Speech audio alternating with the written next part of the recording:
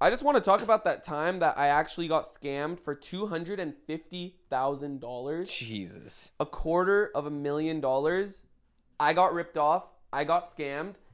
And it gets crazier as I tell the story. Like, the things that you guys are about to hear is actually insane. Take the throne. So there was this app that was being created that I got pitched to by a couple of friends. I'm not the type to invest in apps. I'm not the type to invest in anything but properties now because I learned my lesson from this loss. But yeah, it was a dope app. It was like a clothing app, something like streetwear fashion. And it was something that I'm actually into, So I'm like, okay, so this actually caught my eye. Me and another Faze member put $250,000 into the app because the guy who was running it, needed the funds to create the app. And yeah, we both put $250,000 each, not together. Oh, each? Each. Oh my God. Me $250,000 and the other Faze member $250,000. So what initially just made you trust this right away? This guy had like a lot of connections with the people that I knew. Okay. So I was like, okay, it's not some random dude. I'm not an idiot. Yeah. But he was like in the mix, if that makes sense. Put the money in, and every few months, like it was taking a long time. Like he would tell me a date that this app would launch, and then like the date would come by, and I'm like, yo, what's the update? He's like, oh, another month. And I'm like, okay, whatever. I hate that. Another month comes by, same thing until after like a year of me kind of just pushing it, like, yo, where the hell is this app? Completely disappeared. Completely just disappeared, ignored me, never talked to me again.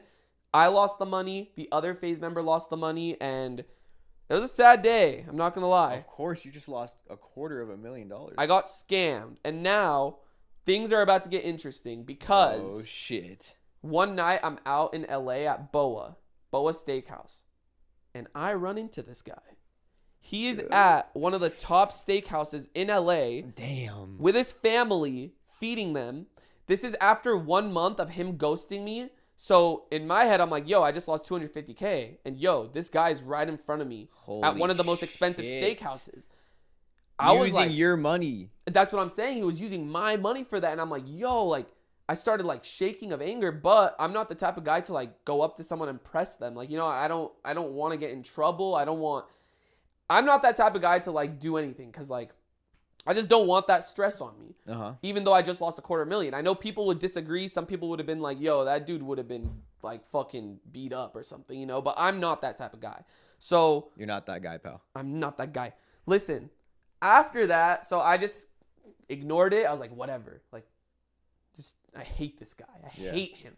And then me and him like still followed each other on Twitter because like, I don't like think to just block people. Like, and then I started noticing he started posting materialistic things on his Twitter. Like he bought a new bag. He bought a new car, a new Porsche.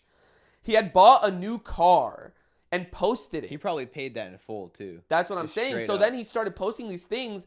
And as I'm seeing them, I'm like, yo, like, I don't know if he's doing this on purpose because he knows I'm going to see it, but he's using my money to purchase stuff for him. And I'm like, this guy is so fucked up. So I actually ended up messaging him. I'm like, yo, you're welcome for that car. Like, you're welcome for that Louis bag. Like, I'm like pissed because he literally has not talked to me.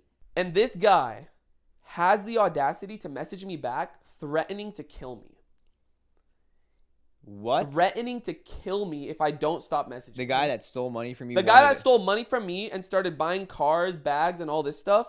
After I confronted him in the messages, he threatened to kill me. That's fucked. So in my head, I'm just like, wait, so I'm the one in the wrong? Because I messaged you saying that, like you're welcome for all that shit that you just bought? That just shows that he's a fucking pussy, though. Because if you think about it, like, when you know you did something wrong, like, you're literally a coward. You're a pussy. Like, and then starting to threaten to kill me makes you even more of a coward. 100%. So after that, obviously, I just stopped talking to him. I'm like, you know what? I'm going to just brush this off. I used it as motivation, actually. I'm like, I lost this much money. That means I got to go harder. Yeah. And it actually helped me because I'm like, yo, like, losing a substantial amount of money as big as $250,000 makes you want to work harder. It makes 100%. You want to go harder, and it makes you want to show that person that that's nothing. Like, you know what? Take that. That really ain't shit to you. I don't care. Go ahead. Like, take that. You're a little boy. Yeah, I don't care. Like, it was tough.